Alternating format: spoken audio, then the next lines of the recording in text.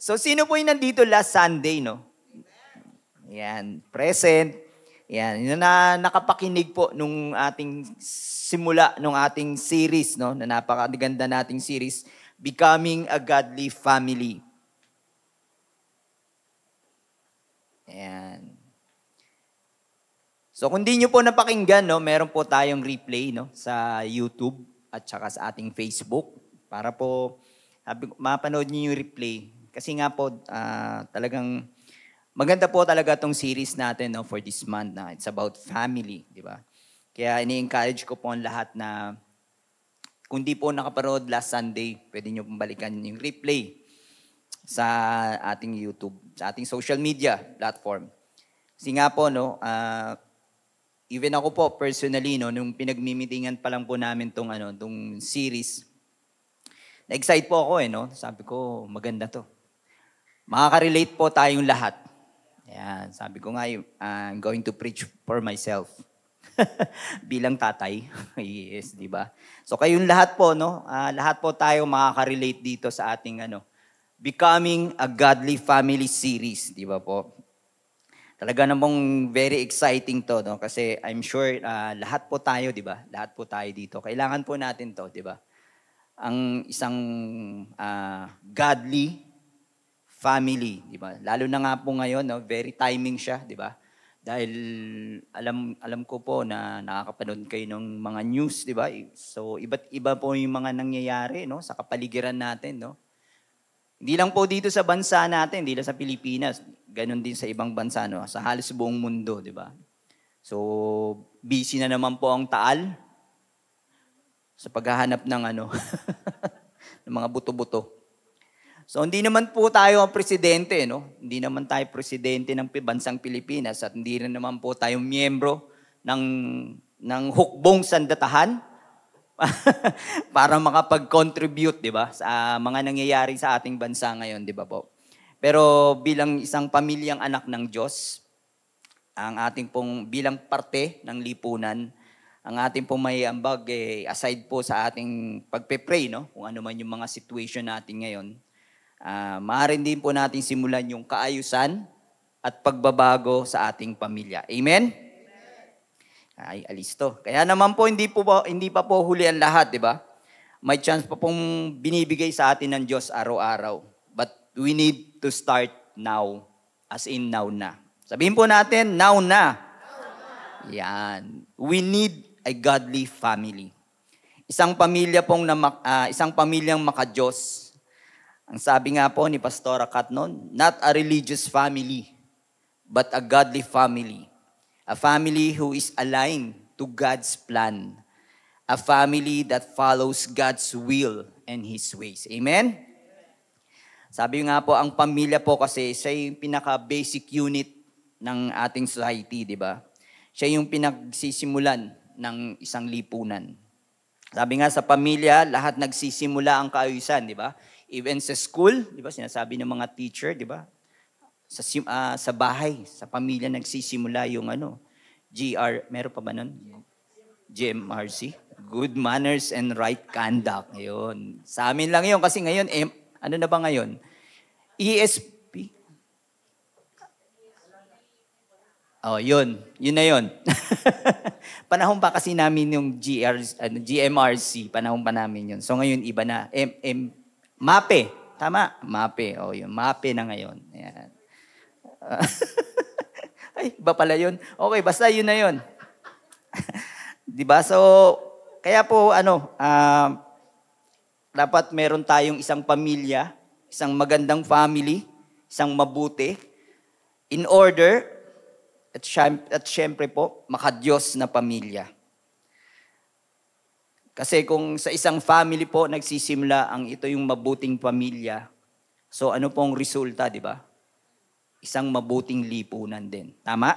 Tama ba?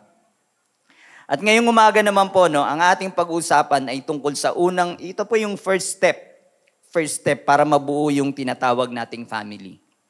Siyempre, may pinagsimulan po yung pamilya, di ba? And I'm sure alam niyo po ang lahat kung sino po ang unang-unang family. Tama po, si Brother JR, si Adam and Eve. Ayan, si Eva at Adan. Alam mo na, di ba? Alakas maka-SSS ni Brother JR. Sila po yung unang tao na nilikha ng Diyos, di ba? Sabi nga sa Genesis, so God created man in His own image. In the image of God, He created him. Male and female, He created them. At yun nga po, si Eva at Adan. At sila po yung unang-unang dinisenyo ng Diyos, no? Para simulan ang isang pamilya. Isang lalaki at isang babae na pinagbuklod ng Diyos upang maging isa. At para po sa ating second part ng ating series about marriage, ay about God's becoming a godly family, ang didiscuss po natin is about marriage by God design.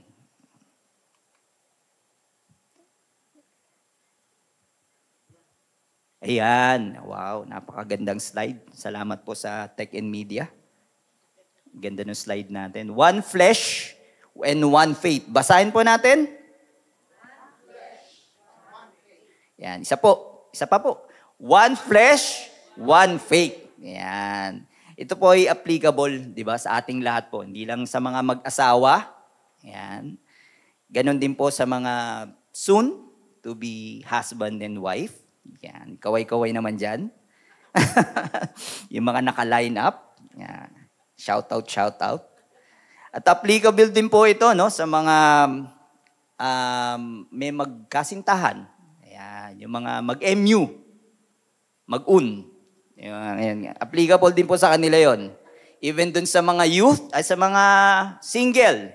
Ayan, sa mga single. At least, alam nyo na yung requirements na hahanapin nyo para sa isang partner o a good marriage, di ba? Even yung sa mga youth, matagal pa. Di ba, may mga youth dito. Matagal pa naman, wag nyo muna pag-isipan yan. Baka pagalitan ako ng mga parents nyo. Pero at least, di ba, may guide na kayo.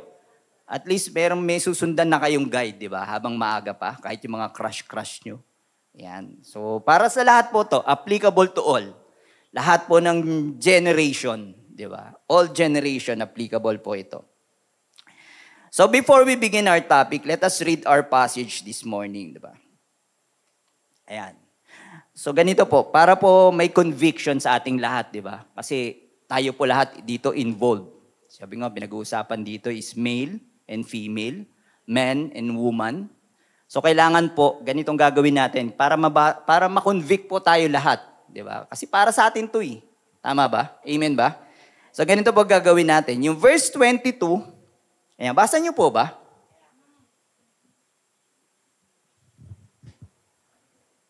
Ayan, yung verse 22 hanggang 24, babasahin ng mga babae.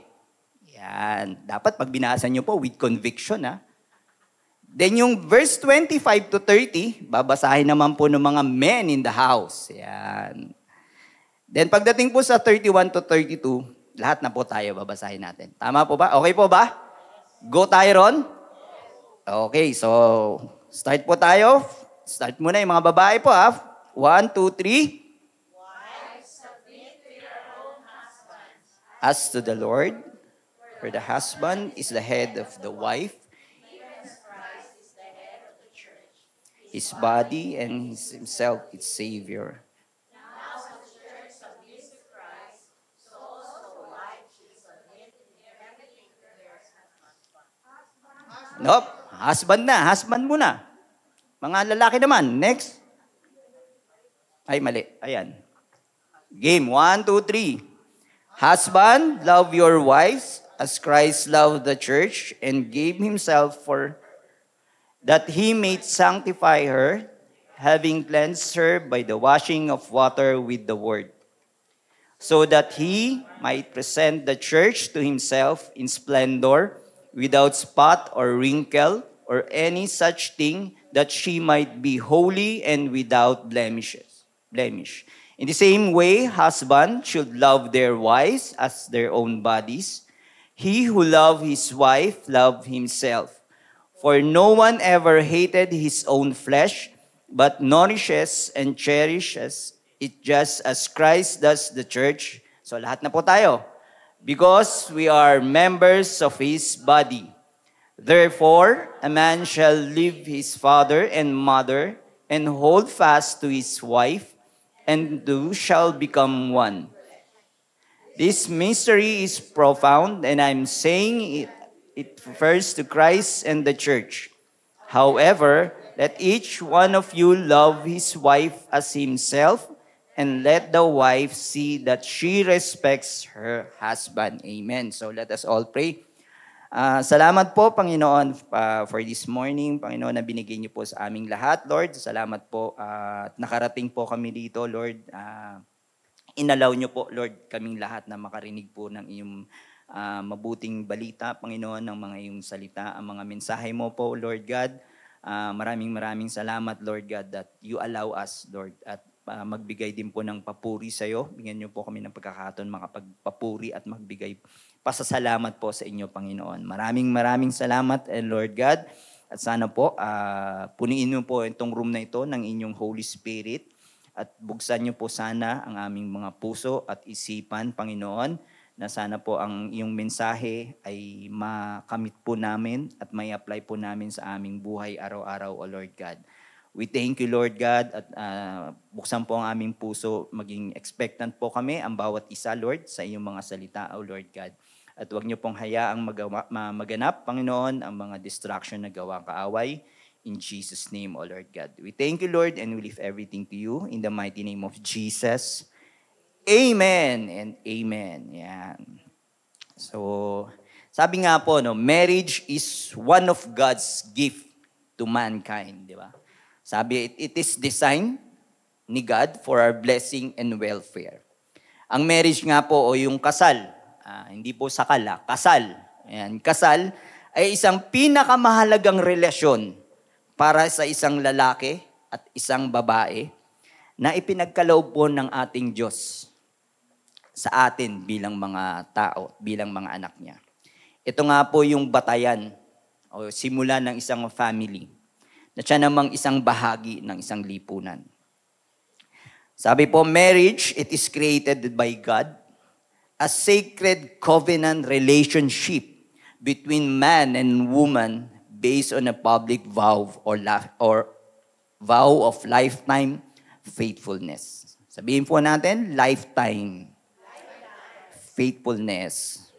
Yan. Sinasabi nga po na ang kasal o yung pag-aasawa, di ba, ay isang covenant relationship. Ibig sabihin, sagrado po. Sagrado po ito. A binding agreement, sagradong relasyon sa pagitan ng isang lalaki at isang babae that involves promises, commitment, and mutual obligation. Ibig sabihin po, mutual, dalawa po kayo. Dalawa po. At may kalakip na panata, hindi lang po sa publikong panata, but more than that, ito po ay isang panata o pangako, isang panata na panata sa ating Panginoon, sa ating Diyos, isang panata na panghabang buhay, na katapatan at pangako sa isa't isa. Amen? Parang magkakasal na po tayo, no? Ito ba yung sinasabi sa kasal? So meron po tayo dito, no? 40 topics. Ang dami, no? Hindi, 4 lang po. Meron po tayo ditong 4 na topic na ating pong i-discuss, di ba? About godly and healthy marriage. So number 1 po. Ayan. Ay, hindi nasa. Number 1 is marriage is...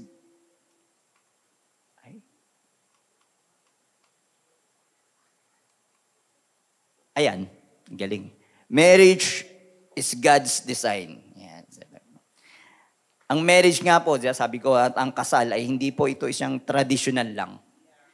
Hindi lang po ito isang kaugalian o paniniwala.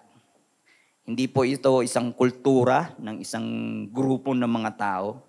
Sa madaling salita po, marriage is not a cultural idea, but it is God's idea. It is God's plan. Sabi po dun sa Genesis 2 verse 24. Ayan. Therefore a man shall leave his father and his mother and hold fast to his wife, and they shall become one flesh. Sabihin po natin, one flesh. Yan. Kung mapapansin po natin dito, no, sinasabi dun sa first word, to. Ayan, sabi diyan, therefore. Ayan. Ibig sabihin, pag may therefore, may sinang-ayunan siya, di ba? Na unang salita o mga sinulat doon sa nauna sa kanya. So babalikan po muna natin yon, yung nauna dito sa verse 24. Siguro 23 yon, no? So babalikan po natin yung verse 21 to 23. Ayan. Para po maintindihan natin, maunawaan natin kung saan nanggagaling yung pinag-uusapan natin, di ba? So balikan po muna natin yung 21 to 23. Ayan. Basa niyo po ba? Basahin po natin verse 21 to 23. Ready, get, set, go. So the Lord God caused a deep sleep to fall upon the man. Yan nga po si Adan yun, di ba? And while he slept, took one of his ribs and closed up in place with flesh. That Lord God had taken from the man, he made into woman and brought her to the man. Then the man said, this at last is bone of my bones and the flesh of my flesh. Woman, because she was taken out of man. Ayan. Ito po kasi yun yung simula no, nung create ni God si Eva at si Adan. Si Adam and Eve. Ayan, di ba? So ayun nga po, pinatulog muna no, ni God si Adan, si Adam. Habang natutulog po si Adan, yun, hinugot po ni God si Eva doon sa tadyang ba tawag? Sa ribs, dito pala ribs. Hindi pala tadyang. Ribs pala, kanta pala yun, yung kanta, hinugot ka lang sa tadyang. Kanta pala yun. Yeah, hinugot po, no? Create si Eva through Adam's rib. Yan. So, create po niya si Eva. So, doon po nag-start yun, di ba? So, balikan na po natin yung 24. Ayan. Therefore, a man shall leave his father and his mother and hold fast to his wife, and they shall become one flesh. Yun. Kaya naman pala po dito, sinasabi rito na, therefore, the man shall. Ayan. Ibig sabihin, dapat. Ayan. Man shall leave his father and his mother and hold fast to his wife. Sabi po, dapat iwanan ng lalaki ang kanyang mga magulang, ang kanyang tatay at ang kanyang nanay, at sila at magsasama sila ng kanyang asawang babae. Sabi nga rito, hold fast. Ayan. Ibig sabihin nung kumapit ng mahigpit. Di ba? And they shall become one flesh. Ayan. And they shall become one flesh. Yung dalawang katawan nga po, di ba? Si Eva at Adan. Parang kanta na, lagi ko naalala si Brother JR.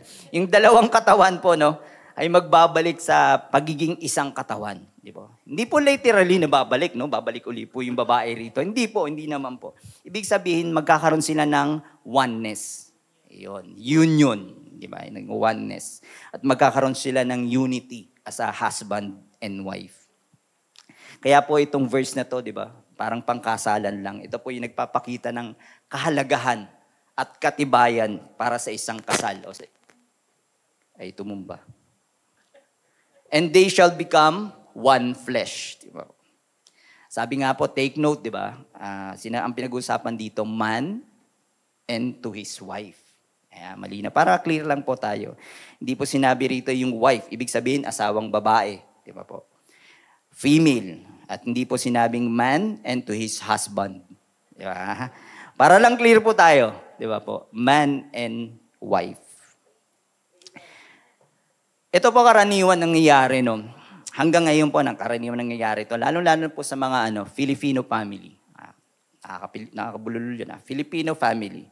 May mga married couples po kasi, di ba? After ng wedding, di ba? After ng wedding po, nananatili pa rin sila dun sa parents, di ba? Aside dun sa bahay mismo, physically na nandun sila sa isang bubong.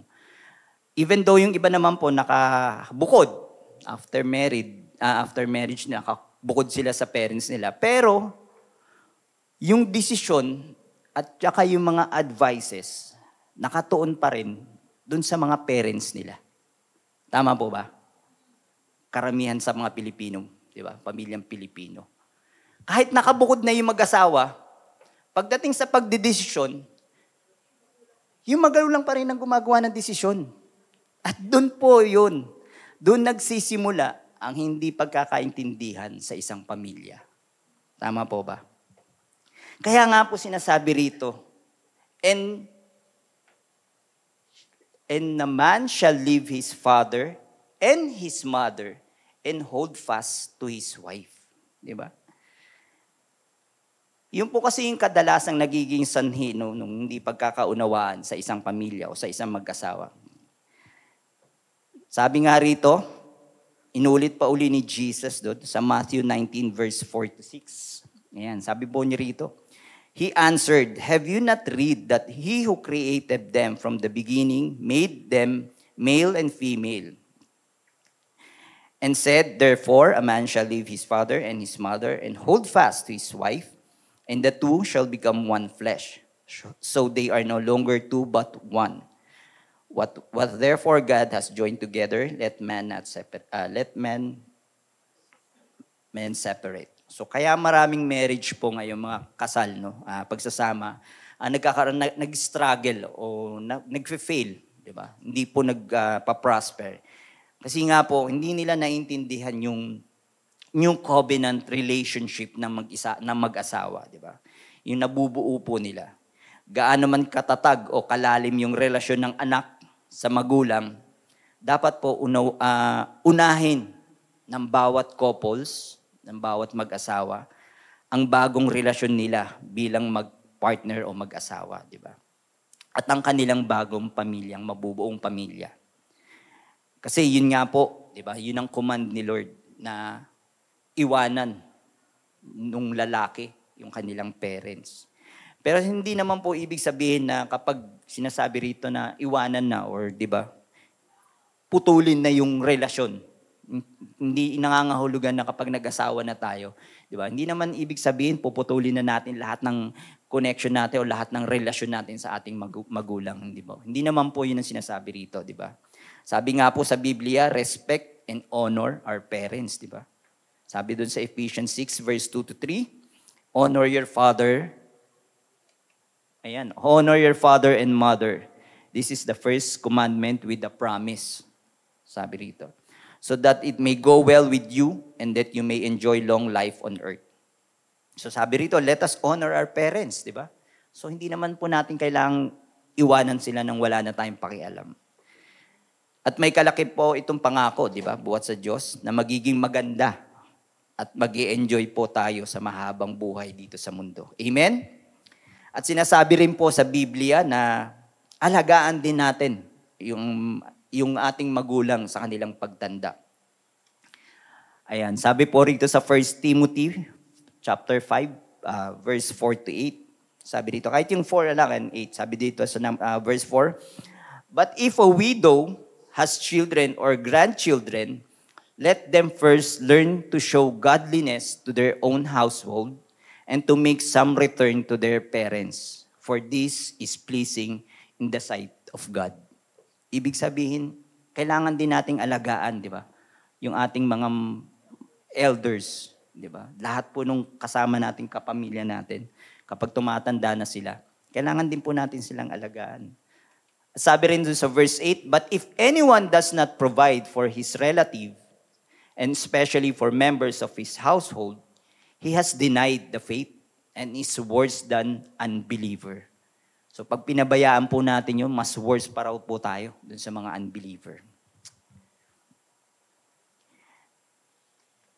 Ayan, tinagalog ko lang po. Basahin natin number 4. Subalit, kung ang isang byuda ay may mga anak o apo, sila ang unang dapat kumalinga, mag-alaga sa kanila bilang pagtanaw ng utang na loob, sapagkat ito ay nakakalugod sa Diyos. So ayun, biblical po yan. Na hindi po natin pababayaan yung mga parents po natin kapag tumatanda na sila. Di ba po? Yung iba nga po, pinapasok sa home for the aged. Tama ba? Hinahayaan nila, di ba? So yun po, biblical po yun. Sabi nga doon kanina, mas worse ka pa sa unbeliever pag pinabayaan mo yung mga kamag-anak mo o yung mga elders, di ba? Ayan, sa verse 8, ang sino mang hindi kumalinga sa kanyang mga kamag-anak, lalo na sa mga kabilang sa kanyang pamilya, ay tumatalikod na sa pananampalataya at masama pa kaysa sa isang di mananampalataya. Kaya sinasabi po sa atin dito na once we get married, hindi naman po ibig sabihin no, na puputulin na natin lahat ng ating connection or relationship sa ating parents. Hindi naman po ganun. We still need to honor them and take care of them. But, when we enter the marriage covenant and become one flesh with our husband or with our wife, mas dapat po nating bigyan ng priority yung ating asawa at yung magiging pamilya natin. Ang ating dependency sa relationship ay dapat lumipat from the parents patungo po doon sa ating asawa at sa bagong magiging pamilya. Amen? Naintindihan niyo po ba? Amen. Kasi ang kasal ay sumasailalim po sa pagkakaisa at pakikipagtipan sa pagitan ni Kristo at ng simbahan. Ayan. Sinasabi na ang relationship of husband and wife reflects the relationship of Christ and the church. So yun po pala yun. Yun yung picture ng relationship ng isang husband and wife is based dun sa relationship ni Kristo sa kanyang church, sa mga tao. So yun po yung pinaka-peg natin, yun ang basihan natin, yun ang batayan natin. Kung paano po minahal ni Kristo, kung paano po niya alaga at mahalin ang simbahan. Yun po dapat ang batayan natin sa pag-aasawa o sa kasal, di ba? Sabi nga po sa Ephesians 5 verse 22 to 25. Ayan, sabi rito, ayan na. Wives, submit to your own husband as the Lord. May conviction ba? Nabuking tuloy ako. Hindi. Ito naman, bawi. For the husband, ayan, is the head of the wife, even as Christ is the head of the church, his body, and himself its Savior. Now, as the church submit to Christ, so also wives should submit in everything to their husband.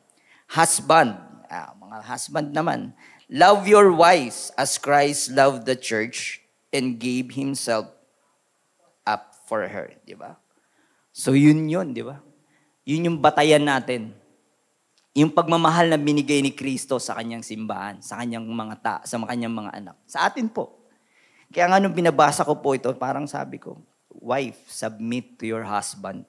Pero pagdating dun sa husband, kumbaga, ready kang ibigay yung buhay mo para sa asawa mo. Sabi ko, Lord, hindi ba unfair? Pwede naman akong mag-submit. Diba? Madali mag-submit, diba? Kesa naman yung i-offer mo yung buhay mo sa asawa mo. Tama ba?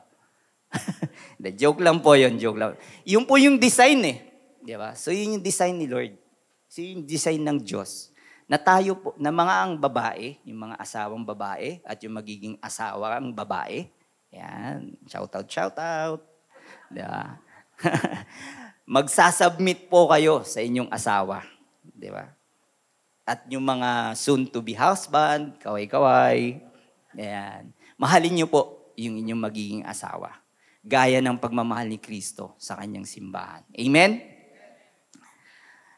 Ibig sabihin po, kayong mga asawang babae, dapat po kayong pasakop sa inyong asawa. Gaya ng pagpapasakop ng simbahan kay Kristo. At ang mga asawang lalaki naman, mahalin niyo po ang inyong asawa at magsakripisyo po para sa kanila gaya ng pag-ibig ni Kristo sa simbahan.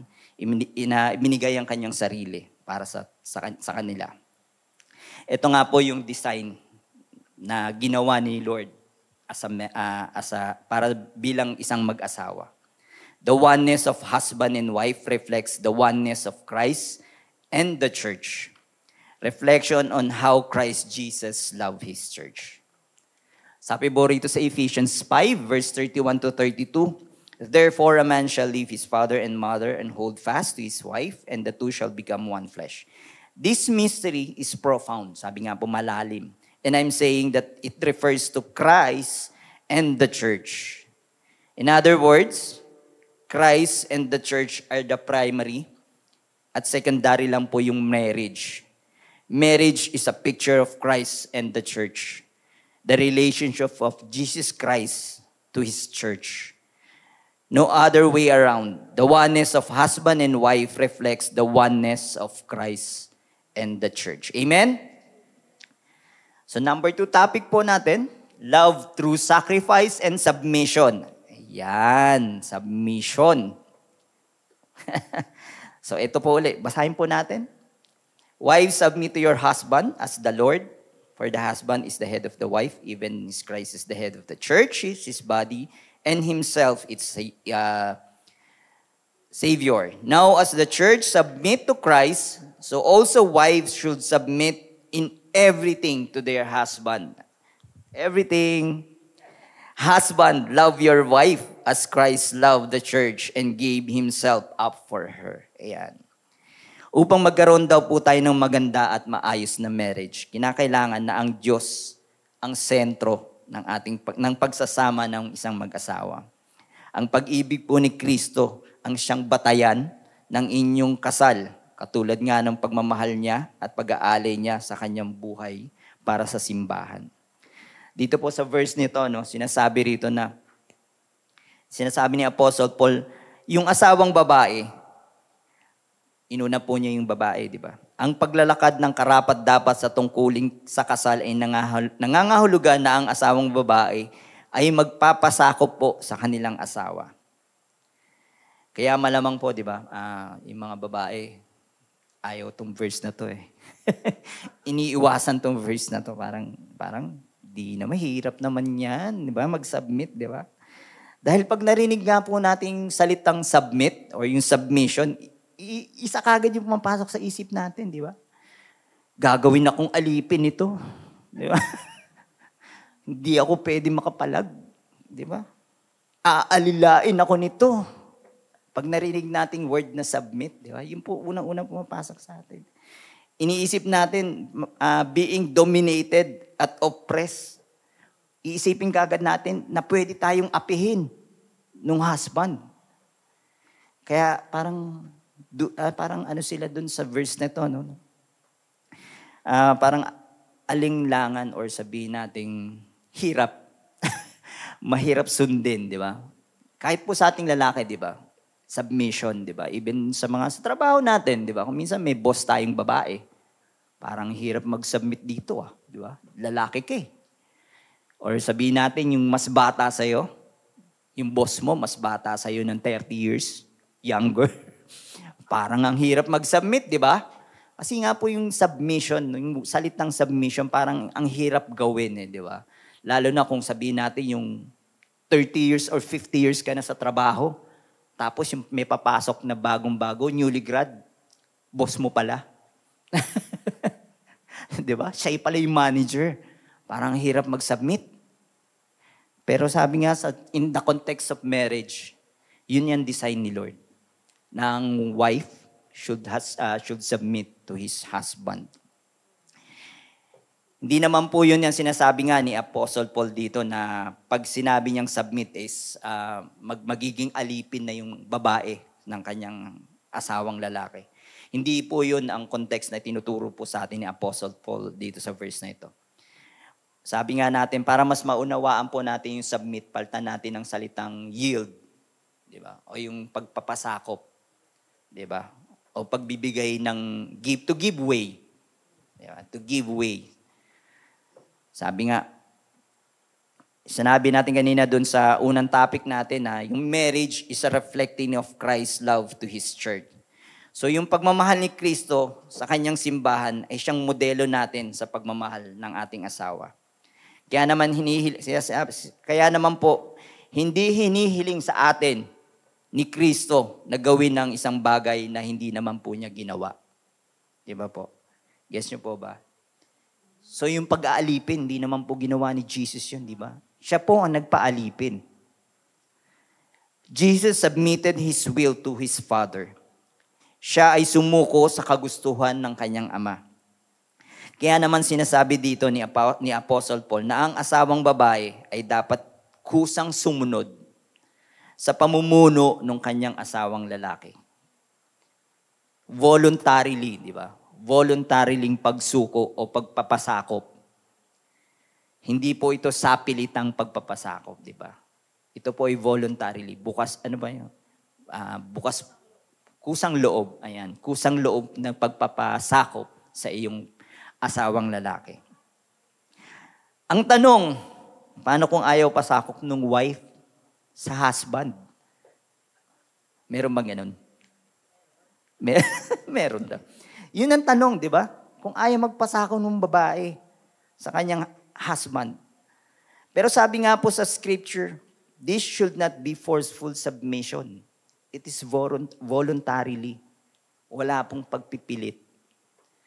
Kaya nga sabi nga po ni Brother JR, wala kang magagawa. Mahal mo na. Kaya ipag-pray mo na lang. Di ba? Pag-pray mo na lang yung asawa mo kung ayaw mag-submit sa'yo. Pag-pray mo dun sa author. Di ba? Dun sa author ng kasal, which is si God. Anyway, those wives are accountable naman po sa Panginoon. Di ba? So, pag-pray mo lang. Sabi nga, wife, it should be your desire to submit to husband. At sa mga magkasintahan pa lang, sa mga babae po, kung hindi mo gusto na magpasakop sa pamumuno ng isang lalaki o ng iyong kasintahan, simple lang, huwag mo nang ituloy. Di ba po? Kung ayaw mo magpasakop sa kanya, nagsasama ka, nakita mo siya, magpapasakop ba ako rito? Kung yun ang iniisip mo, kung ayaw mo magpasakop sa kanya, huwag nyo na lang ituloy. Di ba po? Well, kung gano'n naman po, kung willing ka naman na magpasakop, kung willing ka naman mag-submit, sabi doon sa verse 22, na ask the Lord. Ayan. Wives, submit to your own husband as to the Lord. So yun po yung blessing. Di ba po? So yung blessing na ginagawa mo for the Lord. Ito po hindi para doon sa partner mo. Ito po para kay Lord, di ba? That means that is your worship and service to the Lord. Amen? Ginagawa mo po yun. Hindi naman para doon sa asawa mo. Isipin mo, ginagawa mo yun para kay Lord, para sa Diyos. Amen? At sinabi nga po doon sa verse 23, ito po yung dahilan kung bakit na dapat magpasakop ang wife sa husband. For the husband is the head of the wife, even as Christ is the head of the church, his body, and is himself its Savior. Di ba po? God created the relationship where there is one head. Di ba? One head ng body. Si Jesus Christ po yung head. And we are the body. So yun po yung design ni God. There's a one body and one head. So ganun din po na yung asawang babae kailangan mag-submit sa kanyang, dun sa head of the family. Sinabi rin dun sa verse 24, so also wives should submit in everything to their husband. Sabihin po natin, everything. Ayan. That means in all areas of your lives together. Wives are to submit to their husband. Yun po ang essence of submission. Di ba po? It means that you do not always do what you want to do. Di ba? Kakalimutan mo na yung mga gusto mo mangyari. Bibigyan mo ng importante yung gustong mangyari ng asawa mo. Di ba? Sabi nga, submission, kahit hindi mo man gusto yung ginagawa niya. Di ba? Kahit alam mong hindi mo man lang hindi ka nakakasiguro kung tama yung pamantayan niya sa buhay. But ang importante, you have to submit, di ba? Kasi yun yung kautusan ng Diyos eh. It's a command. Di ba? So sabi nga, wala tayong magagawa. You have to submit, di ba? It means that you do not always do what you want to do, but you are choosing, but you are choosing to submit your will and desires to the will of your husband. Yan. Sa total submission po ito. Walang halong pagrereklamo. Yan. Patuloy ka lang po sa pagpapakita ng pagmamahal sa iyong asawa. Pagpapakita ng sacrificial love. Isang maluwalhating pagpapakita ng kabanalan at pagmamahal. At yan ay sumasailalim sa pagmamahal ni Kristo sa kanyang simbahan. Amen? So balik lagi po tayo dun, ano? Kasi yun po yung batayan natin eh. Batayan ng isang mag-asawa eh. Yun dapat po ang nangunguna sa atin, yung sa pagmamahalan natin. Ang batayan po natin kung paano minahal ni Kristo ang kanyang simbahan. Di ba? So yun lagi po yung batayan natin. Huwag po tayong malilihis dun. Di ba? Kung nakikita mo na nagiging barumbado ka na sa asawa mo, ay hindi ganun si Jesus sa kanyang simbahan, di ba po? Lagi po niyang inuuna ang kapakanan ng simbahan. Sabi nga, unconditional love ang pinakita ni Kristo sa atin. Tama po ba? At sabi nga dun sa 1 Peter, chapter 3, verse 1 to 2, ayan. Likewise, wives, be subject to your own husband, so that even if some do not obey the word, they may be won without a word by the conduct of their wives, when they see your respectful and pure conduct. So yun nga po yung sinasabi ko kanina, no? Magpasakop lang po kayo, mga asawang babae sa inyong asawang lalaki. Nang sa gayon po, kung hindi man sila naniniwala sa salita ng Diyos o hindi man sila believer, ay mahihikayat mo rin sila na sumampalataya sa Diyos, di ba? Dahil sa pinapakita mong kagandahang loob. Dahil nakikita niya, di ba, magtataka yung asawa di ba? Bakit? Inaapi ko na tong asawa ko. Pero ganun pa rin siya, nagpapasakop pa rin siya. Hindi siya nagrereklamo. Patuloy pa rin siya nagpapasakop sa'yo. So maaari mong maging dahilan ka ng pagbabago ng iyong asawang lalaki. At para naman sa mga husband, sabi rito sa Ephesians 5 verse 25, husband, love your wives as Christ loved the church and gave himself up for her. Sinasabi naman po dito na mga asawang lalaki ay dapat magmahal tulad ng pag-ibig na pinakita ni Kristo sa simbahan, sa kanyang simbahan. Ibinigay niya ang kanyang sarili. He gave everything. Jesus gave himself completely. He gave his everything. He gave up his interest, his desire, and will for the church. Kaya sa mga lalaki, asawang lalaki, dapat ninyong talikuran yung mga interest nyo. Natawa si Kuya Pen na. Ang mga hangarin po at unahin po ninyo ang interest ng inyong asawang babae, ng inyong wife. Dapat na ang lahat ng ginagawa ng mga asawang lalaki ay para sa kapakanan ng kanilang babaeng asawa. At ganito din po, minahal ni Kristo ang simbahan. Hindi niya ginawa ang pinakamabuti para sa kanyang sarili, ngunit kung ano ang pinakamabuti para sa atin.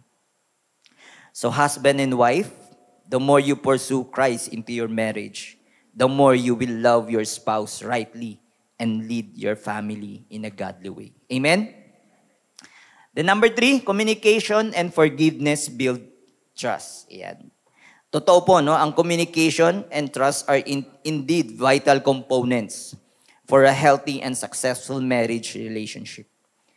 Ang mabisang komunikasyon po ay nagbibigay daan sa mag-asawa para malaman at maunawaan nila ang pangangailangan po ng isa't isa. Yung feelings, resolve to conflict, di ba? And trust built through honesty, transparency, reliability, provides a foundation of security and allows for vulnerability and intimacy. Yun po yung magiging basihan ng ating pagsasama. Yung communication, open communication po tayo. Dapat, di ba? Sa mag-asawa, di ba? Sabi nga, siya yung best friend mo, di ba? Sinong best friend mo ron? Yun na yun. Sabi nga, di ba? Siya na yung magiging best friend mo. There is no perfect person, di ba? Or individual. Kaya naman po, wala ding perfect marriage. To have a healthy marriage, we need God's grace. Tama po ba? Amen. Kailangan ng pag-ibig ni Kristo ang siyang batayan ng pagmamahal natin sa ating asawa. Dahil kung ang ating sariling pagmamahal lang ang ating paiiralin, meron po itong limitasyon, may hangganan, di ba? Yung hindi ka lang mapaghain ng hapunan, galit ka na, dadabog ka na. Di ba? Pero ang pag-ibig ni Kristo ay walang hanggan, walang kapantay, at walang hinihinging kapalit. Sabi po sa 1 Corinthians 13, verse 4-7, Love is patient and kind. Love does not envy or boast. It is not arrogant or rude. It does not insist on its way. It is not irritable or resentful. It does not rejoice at wrongdoing, but rejoices with the truth. Love bears all things, believe all things, hopes all things, endures all things. Sinasabi po rito ni Apostle Paul na as we consider the characteristics of love, dapat nating makita ang sinasabi po niyo nito kung paano kumilos ang Kristiyano sa isa't isa. At para sa context ng marriage, ito po ay dapat malaman ng lalaki at ng babae kung paano mapakita ang kabutihan at ang pagmamahal sa isa't isa. Napakasimple lang po, di ba? Love bears all things. Love believes all things. Love hopes all things.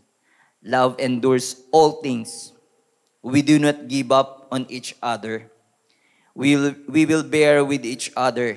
Kahit na marami po tayong pagkakamali at kasalanan, patuloy po tayong magtitiwala sa isa't isa. Maniniwala sa isa't isa. We will think the best of others and possess hope for others. Love endures even when we are harmed and hurt. Wow, di ba? Kahit nasasaktan po tayo, patuloy po tayong magmamahal, di ba? Love conquers all.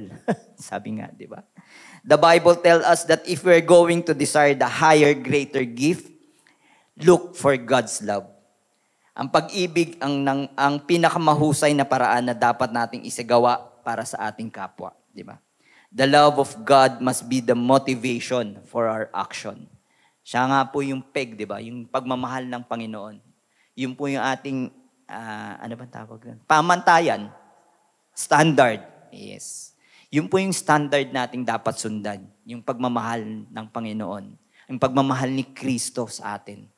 Yung pagmamahal ni Kristo sa kanyang simbahan.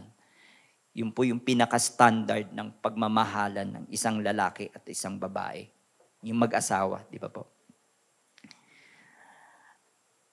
Sabi nga, agape love in a relationship, especially in a married relationship, means coming to your partner with you before me attitude. Yun. Ang pagmamahal na inuuna ang iba bago ang kanyang sarili. Di ba po? Yun yung pagmamahal muna sa asawa mo bago yung sarili mo. Kaya ba natin yon? Amen. Parang, kaya po ba natin yon? Di ba? Naunahin muna natin yung kapakanan ng asawa natin bago yung sarili natin. Di ba? Bibili mo muna siya ng Louis Vuitton. Wow, yung asawa mo. Tapos ikaw dun sa Green Hills ka lang. Kaya niyo po ba yon? Naka AAA. Naka samgyup yung asawa mo. Ikaw naka dun sa promo lang ng Jollibee. Di ba? Sa fishbowl, sa tusok-tusok ka lang. Di ba? Kaya po ba natin yun? Di ba? Kasi ganun po nagmahal si Jesus eh. Di ba? Yun nga yung standard eh. Kung paano nagmahal si Jesus sa kanyang church, sa atin. Kung paano po nagmahal si Jesus, di ba? Inunan niya tayo, di ba? Binayaran nga niya yung kasalanan natin. Eh. Di ba? Ayaw pa ba natin nun? So, mahirap po, di ba? Hindi naman talaga natin kaya bilang tao. Mahirap pong gawin yun. Kasi si Kristo, He's a God. Siya po ang Diyos. Pero, kapag nandun po ang pagmamahal ni Kristo sa ating puso, sa ating buhay, ay kaya po natin gawin yun. Di ba po? Sabi nga natin, ang tunay na Kristiyano, kapag namumuhay na sa'yo, ay hindi ikaw, di ba? Kundi si Kristo. Di ba? So kung kaya po natin yun, kung si Kristo na ang nabubuhay sa ating puso. Di ba? Kasi siya yung standard eh. So dapat, sabi nga, ang goal is to live as Christ-likeness. Amen? Sabi nga po, dun sa Philippians 2, verse 3-4, ayan. Do nothing from selfish ambition or conceit, but in humility, pagpapakumbaba, count others more significant than yourself. Let each of you look not only to his own interests, but also in the interests of others. Di ba? Sabi nga rin po, love is patient. Di ba? Waiting on your spouse in expression of your love for them. Yes, there will be times when your patience for them will be tested. Di ba? May mga pagkakataon na talaga naman tinetest tayo ng ating mga asawa. Tama po ba? Di ba? But when the conflicts start, deal with it fairly. Di ba? Sabi nga, ang hindi pagkakaunawaan paminsan-minsan na hindi naman po talaga naiiwasan sa isang mag-asawa between two different people. Sabi ko nga, hindi naman kayo magkadugo di ba? Isipin niyo po, yung magkadugo nga, yung magkapatid, nag-aaway. Kayo pa, what more kayo, hindi naman kayo magdugo. Pero, magkadugo, di ba? Pero kayo po ay pinag-isa ni Kristo. Di ba? Sinabi nga po, two becomes one. So, kung titingnan po natin, mas mabigat pa nga yun di ba? Si God kasi nagbuklod sa inyong mag-asawa. Kaya mas mas malalim ang iyong relasyon. Ang hindi po pagkaunawaan ay dapat kailangang ayusin po ng lalaki, ng mag-asawa, di ba? Di po ibig sabihin pagka may nagawa lang o nasaktan ka sa salita lang, sa pananalita ng asawa mo, uwi ka na sa bahay nyo. Sumbong ka na sa daddy mo, Daddy, si Berto. Ganun kagad. Wala nang ganun, di ba? Kailangan nga iwan mo na yung parents mo, di ba? So kung may hindi po pagkakaunawaan sa mag-asawa, sa ating pong mga mag-aasawa diyan, di ba? Kailangan po dalawa po kayo ang magre-resolve nito. Sabi nga, it takes two to tango. Di ba? Kailangan po dalawa kayo ang magre-resolve. Huwag na yung sinusuyo na, ayaw pa. Papakipot pa. Di ba? So yun nga po, di ba? Kailangan ang mga conflicts po sa mga asawa. Hindi na po natin kailangan pang unahin kwento sa mga beshi natin, di ba? Beshi, alam mo ba si ganyan, inaway ako. Hindi na, di ba? Hindi na natin tatakbo doon sa mga parents natin. Hindi natin kukunin yung advice kagad ng parents natin or ng mga beshi natin. Sabi po rito, kailangan kayong dalawa pinag-isa na ng Diyos, di ba? Kailangan maging mapagpasensya sa ating mga asawa. Walang problemang hindi kaya solusyonan, lalo na kayong mag-asawa ay magtutulungan. Amen? Sabi, love is kind, di ba? Madali po nating pakita yung kabaitan natin pag nanliligaw pa lang pa tayo, di ba? Pag nag-start pa lang. Kaya wag nyo naman pong hayaang mawala ito pag kayo po ay kinasal na. Lalo na pag nagsimula na po yung pagiging pamilyar nyo sa isa't isa, di ba? Yung paggising mo sa umaga, ay, ganito pala yung tsura nito. Di ba?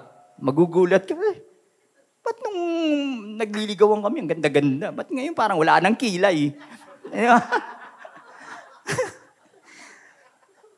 Di ba? Kailangan, dapat lagi nyong i-appreciate. Di ba? Yung kung saan ka na in love sa kanya nung nagliligawan pa lang kayo. Uy, ang ganda-ganda naman ng mata niya. Di ba? Ang pungay-pungay ng mata. Di ba? Ang tamis-tamis ngumiti. Yan. Dapat ina-appreciate nyo po lagi yon sa inyong asawa. Di ba? Wow, ganda-ganda naman ang katawan ng asawa ko. Kahit laylay na yung... bolahan na yun, di ba?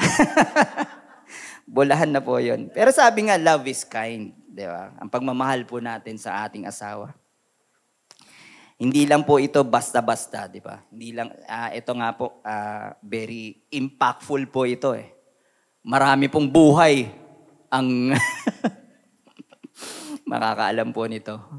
Sabi nga po, di ba, ng mga nakakatanda, ng mga matanda, yung kasabihan, ang pag-aasawa daw, ay hindi isang parang kanin na mainit, na pag sinubo at napaso ay pwedeng iluwa. Ayun. Ayan po. Marami pong nabigyan ng impact yun. Naging strong impact po yun. De, pero po to, sa mga Gen Z, ayan, baka hindi na nila naririnig yun, di ba? Yung mga Gen Z at saka yung mga Gen Alpha. Yun po yung kasabihan nun, di ba? Para po hindi siya yung kanin, di ba? Di ba po pagka sumubo ka pag kumakain po kayo, di ba? Pagka sumubo ka ng kaning mainit, napasok ka, iluluwa mo, di ba? Hindi daw po ganun ang pag-aasawa. Ibig sabihin, ang pag-aasawa is punong-puno ng sakripisyo. Yung kahit sakit ka na, sige lang, stay ka pa rin dun sa relationship nyo, dun sa marriage life nyo. Di ba? Kahit tipong, tawag dito, argabyado ka na. Di ba? Kahit pasong-paso ka na, sunog na yung katawan mo sa paso. Pero nandun ka pa rin, stick ka pa rin sa relationship, dun sa marriage nyo, di ba? Kaya yun nga po, love is kind, di ba? Kaya sa simpleng bagay lang po, no, if your spouse has the heart to set in the right direction, they will give back your kindness toward them, di ba? So purihin po lagi nating asawa natin. Yan. I'm preaching for myself dito. Di ba? Kaya kailangan po yun, importante po yun, di ba? Kahit uugod-ugod na kayo, ayan. Oh, yung ganda naman ng skin mo. Kahit uugod-ugod na kayo. Ganda naman ng skin mo, ang kinis-kinis. Ba't gumabako na ganyan? So, di ba? Yun po ang pagmamahal, ang tunay na pagmamahal, di ba? Ang standard, ang pagmamahal ni Kristo sa kanyang simbahan. Di ba po? Walang kapintasang pagmamahal. Di ba? So, kailangan po nating i-appreciate everyday yung ating mga asawa. Love is not easily angered. Ayan. Kaya nga po sabi ko, kailangan i-appreciate nyo kung ano yung after nung ikasal, di ba? I-appreciate mo pa rin siya. Di ba? Para po hindi kayo laging, uy, taba-taba mo ngayon. Di ba? Parang nakainis ka agad yung asawa. Di ba? Sabihin nung, uy, yung tamad-tamad mo naman. Balikan, di ba? Yan. Retaliate ka agad. So love is not easily angered, di ba? Kahit sinabi na sa'yo na, uy, ang baduy mo naman, sige lang, okay ka lang. Di ba? Sabi nga, kahit pintasan ka pa, kahit sabihan ka naman sa sakit na salita, di ba? Mahalin mo pa rin yung asawa mo. At hindi ka basta-basta mapipikon. Yun, di ba? Yun yung isang pag nagkapikunan na, away na, gulo na, di ba? Remember po natin, tandaan natin, marriage is not about making you happy. It's about making you holy. Tama? Amen po? It is a process of sanctification between two opposite human. And if you keep that in mind, you will be less likely to get angry. Yan, di ba? Magkaiba nga po kasi kayo, di ba? Hindi naman nga kayo magkadugo eh. Di ba? Sinabi nga, God created us in a unique way, di ba? So iba-iba po tayo, magkakaiba po tayo, wala po tayong pagkakahalintulad ng parehong-pareho. Pero sabi nga opposite tracks, di ba? Totoo ba 'yon? Yung opposite tracks together, di ba? Kaya kung minsan meron po tayong pagkakataon na mararamdaman po natin na nakakasakit yung asawa natin, di ba? O yung mga desisyon niyang ginawa. Pero hindi po natin malulunasan yung galit. Hindi po ito malulunasan ng galit, di ba? Sabi nga po, pag galit, huwag mo suklian ng galit. Suklian mo ng pagmamahal. Yan. Pag binato ka ng tinapay, yun, batuhin mo rin ng kape. Partner, di ba? Kaya bumaling po tayo dun sa Diyos na siya yung author ng marriage life. Di ba? Siya po yung nagbigay sa atin ito. Kaya kung di natin kaya, ipag-pray na lang po natin yung asawa natin. Kung di mo kayang kontrolin yung sarili mo, pag-pray mo yung sarili mo. Di ba? Kasi, sabi nga magkaiba kayo eh. Di ba? Hindi naman kayo magkadugo, magkaiba kayo, may difference, malaking pagkakaiba nyo, di ba? So wala ka naman pong control doon. At yung control at yung galit mo ay kailangan mong kontrolin. Kaya bumaling po tayo sa Diyos na siyang mamagitan sa inyong mag-asawa. God's perfect design for perfect love comes together when two individuals both determine to put you before me attitude, and they both end up being important to other. Di ba po kung pareho kayo ng ganong attitude, di ba? Kung ikaw yung asawang lalaki o ikaw yung asawang babae, kung pareho po kayo ng ganong attitude na uunahin mo yung asawa mo bago yung sarili mo, magiging maganda yung pagsasama nyo di ba? Lagi mong inuuna siya. Yung asawa mo naman, lagi kanyang inuuna. So, magiging maganda yung resulta ng pagsasama nyo, di ba? So, you before me attitude. Di ba po? Magiging maayos at maganda ang inyong pagsasama bilang mag-asawa. Sabi nga po, di ba? And number 4, God at the center. Ayan. Isang kasal po o ay pag-aasawa, God should be the center of your marriage. Kinakailangan mo po pareho kayo ng pinaniniwalaan at pareho kayo ng pananampalataya sa Diyos. Ang inyong pagmamahal sa isa't isa ay parehong nakaangkla sa iisang Diyos. Kasi nga po, di ba, kung di kayo magkatugma, madalas po yung conflict. Lalong-lalo na pa spiritually, di ba? Dahil ang isang kasal o pag-asawa ay isang spiritual na relasyon. Ang iyong spiritual compatibility ay maaaring maka-impluwensya sa quality ng inyong relationship. Basahin po natin, sinabi sa 2 Corinthians 6 verse 14. Sabi dito, do not be unequally yoked with unbelievers, for what a partnership has righteousness with lowliness, or what fellowship has light with darkness, di ba? Yun po yung sinasabi nga yung pamato, di ba? Yung, yung kahoy, di ba yan? Hindi po yun pinapatong sa isang, for example lang, dun sa isang kalabaw, tapos ipapartner sa kambing. So, hindi po balance, di ba? Habang iba partner mo sa aso, tsaka sa isang leon o sa isang elepante. Hindi tugma di ba? Kasi dapat yung pamato na yun, dapat po, pantay siya. Pareho ng laki, pareho ng lakas. Kasi kung mahihina po yung isa, hindi rin magiging maayos.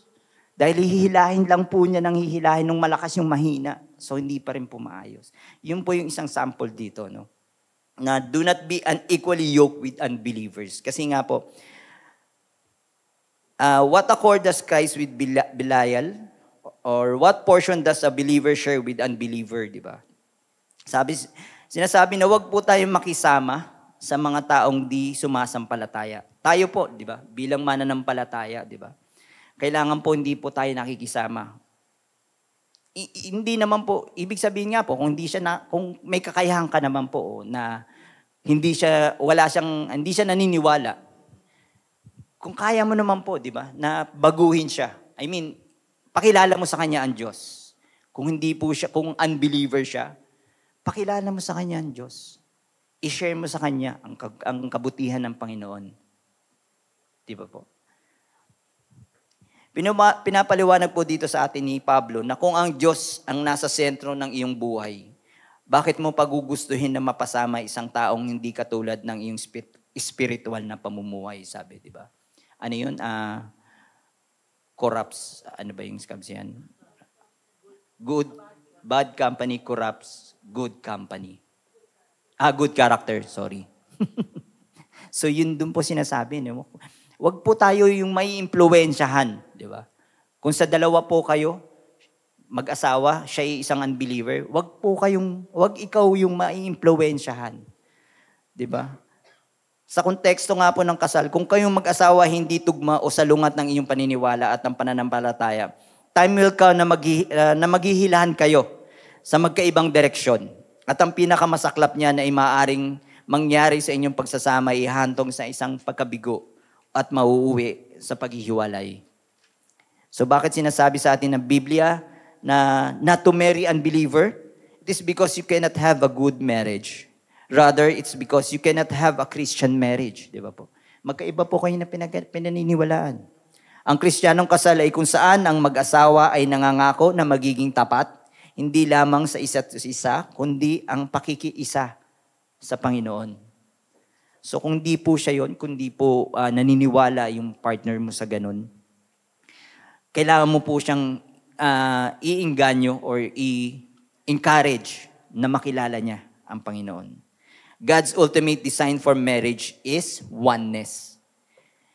If your spouse is not a believer, you can still be one together physically, emotionally, intellectually, and socially, but you cannot be one together spiritually. At iyon po ay isang malaking hamon sa relasyon ng isang mag-asawa. Sabi nga po, no, for example, yung isang relasyon sa Diyos na ang iyong relasyon sa Diyos, sa pamamagitan ni Jesus ay ang pinakamahalagang aspeto ng iyong buhay.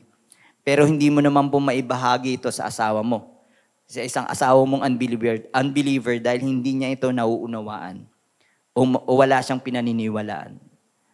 Gayun din naman po doon sa mga anak. Ito po yung before may nakita po akong kaibigan namin na magkaiba po ng paniniwalaan yung parents. Yung lalaki at saka yung babae. Yung mag-asawa. So yung bata po nalilito. Hindi niya alam kung sino susundan niya, di ba? Kung tama ba yung pinaniniwalaan ng tatay niya o tama po ba yung pinaniniwalaan ng nanay niya. Isa po yan sa mga isang halimbawa kung hindi po kayo pareho ng paniniwala ng iyong asawa.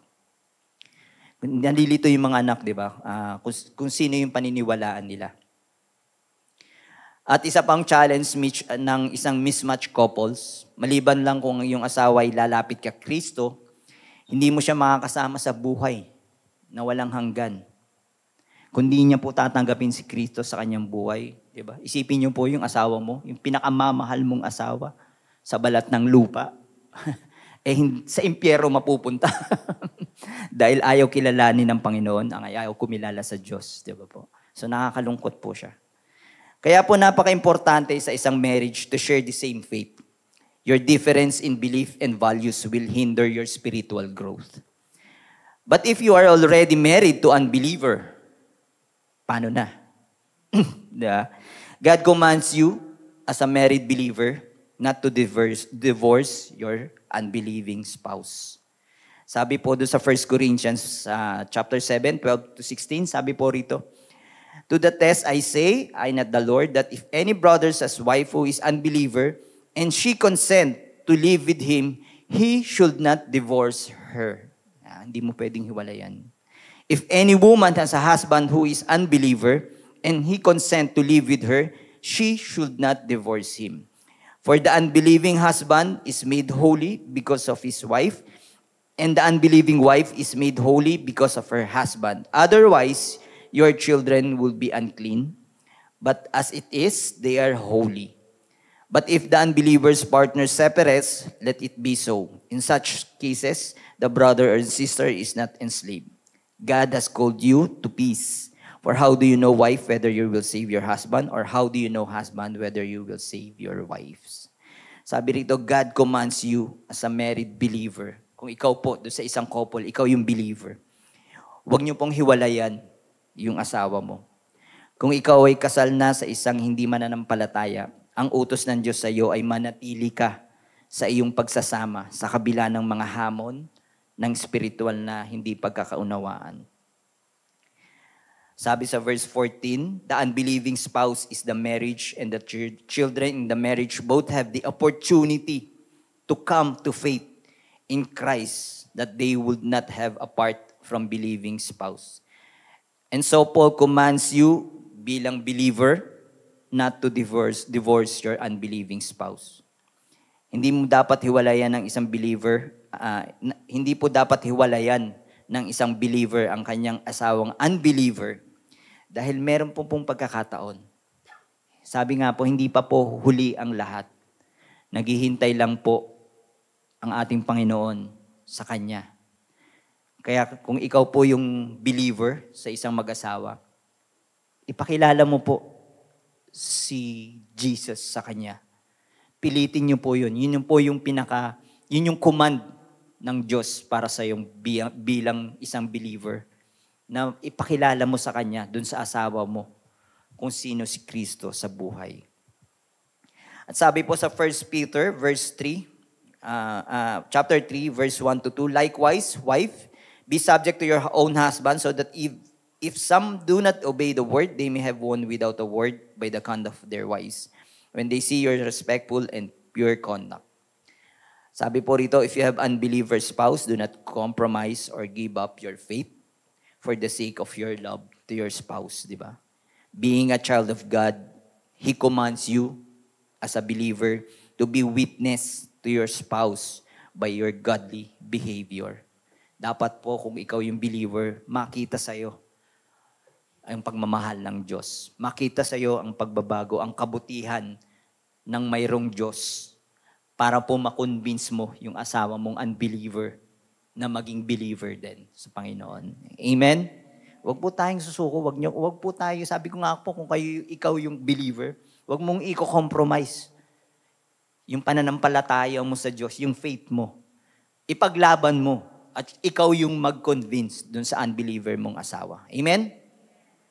So as we close, Ephesians 5 verse 33 says, however, let each one of you love his wife as himself, and let the wife see that she respect her husband.